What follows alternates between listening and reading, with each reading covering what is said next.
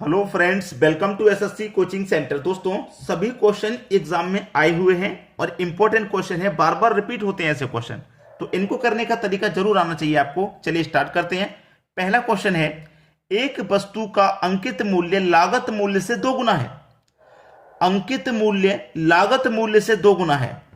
एक तरफ लिखो लागत, एक तरफ लिख लो अंकित। ठीक है, क्वेश्चन देखिए, एसएससी एमटीएस 2016 में पूछा गया। उसने क्या कहा कि एक वस्तु का अंकित मूल्य लागत मूल्य से दो गुना है। अंकित मूल्य लागत मूल्य से दो गुना है। अगर लागत मूल्य हमारा 100 होगा तो अंकित मूल्य दो गुना है, 200 हो जाएगा। लागत मूल्य 100 है तो अंकित मूल्य 200 हो जाएगा, क्योंकि दो गुना है। कितना है भाई? दो गुना। सीधा सीधा का है। फिर कहा है कि 50% लाभ प्राप्त करने के लिए छूट प्रतिशत क्या होगी।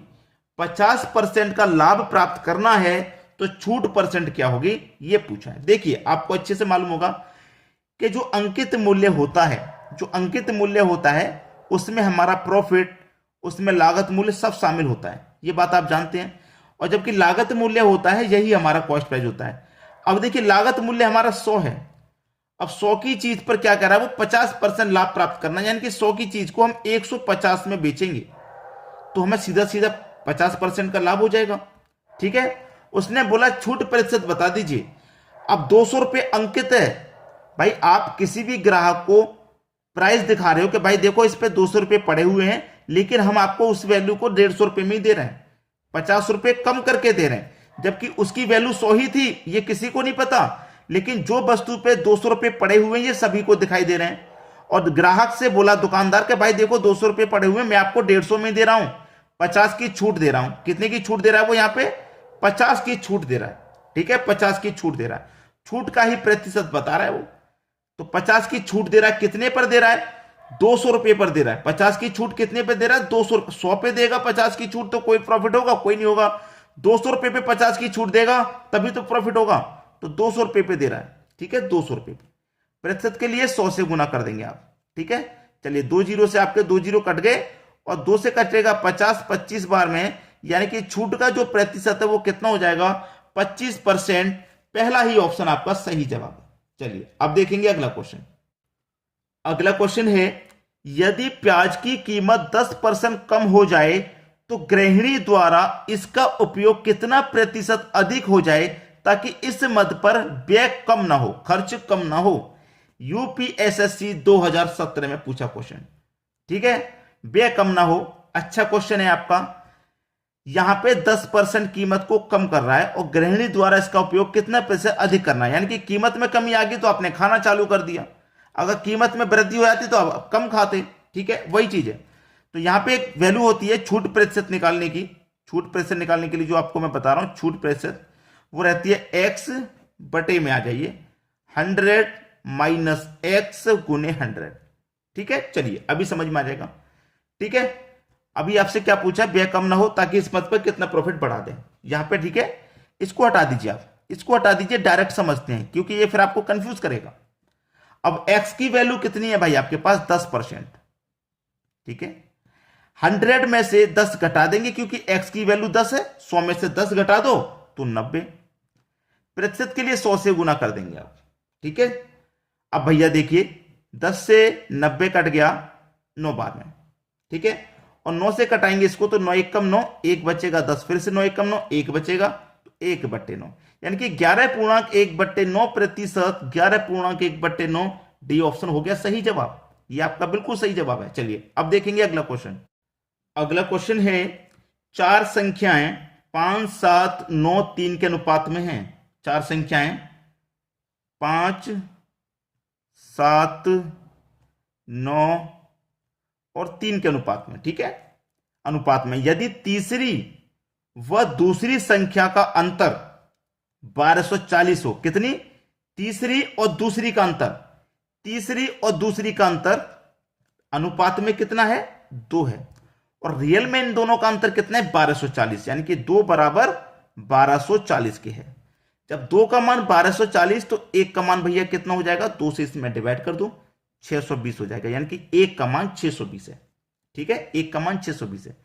तो उसने बोला कि पहली, तीसरी तथा चौथी संख्या का योग कितना होगा? पहली, तीसरी, चौथी, पहली, तीसरी और चौथी की बात कही है ना उसने, तो पहली तीसरी संख्या का योग क्या होगा, तो अनुपात में योग कर लो इनका भैया, कितना होगा, ठीक है, 5 और 9 14, 14 में जोड़ो 3 17, कितना योग हो जाएगा अनुपात में 17, अनुपात में कितना हो गया 17। जब एक का मान 620 तो 17 का मान कितना हो जाएगा भाई, 601 का मान 620 तो 17 कितना हो जाएगा, 620 से गुना कर दीजिए आप, ठीक है, चलिए 0 आ जाएगा लास्ट में। 17 दुने का 34 का 4, कैरी का 3, ठीक है, कैरी का 3, 17 छिक्के 102 और उसमें जोड़ देंगे 3 तो कितना हो जाएगा 105। ये आपका सही जवाब हो गया, ठीक है, यानी कि बी ऑप्शन बिल्कुल सही है आपके क्वेश्चन का आंसर। आपको प्रश्न देखने में ही कठिन लगता है, आप क्वेश्चन को पढ़िए, जैसा जैसा दे रखा है आप स्टेप बाय स्टेप बिल्कुल वैसा ही करें और आंसर आपका आता चला जाएगा। बस कैलकुलेशन आपको आती हो और ध्यान से आपको क्वेश्चन पढ़ना है, क्वेश्चन पढ़ने में गलती मत करना कभी भी। अब देखेंगे हम अगला क्वेश्चन। अगला क्वेश्चन है, प्रति वर्ष साधारण ब्याज की दर से उधार ली गई राशि 5 वर्षों में दोगुनी हो जाती है तो ब्याज की दर है। उधार ली गई राशि आपको नहीं पता तो आप उसे 100 मान लीजिए अपनी तरफ से। फिर उसने क्या बोला, 5 वर्षों में दोगुनी हो गई, यानी कि 100 रुपये हमारी राशि थी, दोगुनी हो गई तो इसका मतलब 200 हो गई। कितने समय में हो गई भैया, 5 वर्ष में हो गई। 100 रुपये हमारी राशि थी, 100 से 200 हो गई तो इस पे ब्याज कितना मिला, 100 रुपये का हमको ब्याज मिला। कर लो भैया, जो साधारण ब्याज का प्रश्न है आप साधारण ब्याज के फॉर्मूले से ही कर लो, ऐसा ही बराबर PRT बट्टे 100, ठीक है भाई। साधारण ब्याज हमको 100 रुपये का मिल गया, बराबर प्रिंसिपल हमारा 100 रुपये माना था, रेट निकालना है, टाइम दे रखा है 5 वर्ष का, ठीक है, बटे में कितना 100, सब कुछ तो दे रखा है, करना क्या है, कट गया 100 से 100, ठीक है, 5 से कट जाएगा 100 20 बार में, इधर क्या बचा 20, इधर क्या बचा आपका रेट, यानी कि रेट कितना है 20% का रेट है, 20% का टी ऑप्शन सही हो गया। चलिए अब देखेंगे अगला क्वेश्चन। अगला क्वेश्चन है, 10 स्त्रियां 15 साड़ियां 5 दिनों में बुन सकती हैं, 120 साड़ियां 8 दिनों में बुनने के लिए कितनी स्त्रियां चाहिए। एक फॉर्मूला होता है M1 D1 बटे में W1 बराबर M2 D2 बटे में W2। M का मतलब व्यक्ति, कोई भी कार्य करने वाली चीज हो वो M होती है, तो हमारी 10 स्त्रियां कार्य करने वाली तो 10 ले लो। D का मतलब दिन, कितना दिन ले रही हैं भाई, 5 दिन ले रही हैं, ठीक है।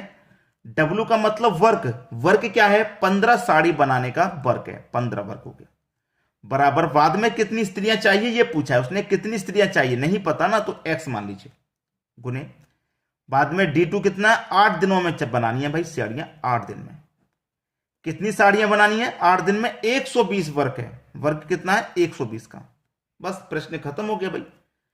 देखिए बराबर में नीचे से नीचे कट जाएगा तो 15 8 120 कट गया, 8 से कट जाएगा ये 8, 10 का गुना कर दो 5 से तो कितना हो जाएगा 50, और इधर क्या बचा X, यानी कि X का मान ही तो निकालना था हमको, X यानी कि कितनी स्त्रियां चाहिए 120 साड़ी बनाने के लिए 8 दिन में 50 स्त्रियां चाहिए, यानी कि डी ऑप्शन हमारे प्रश्न का बिल्कुल सही जवाब है।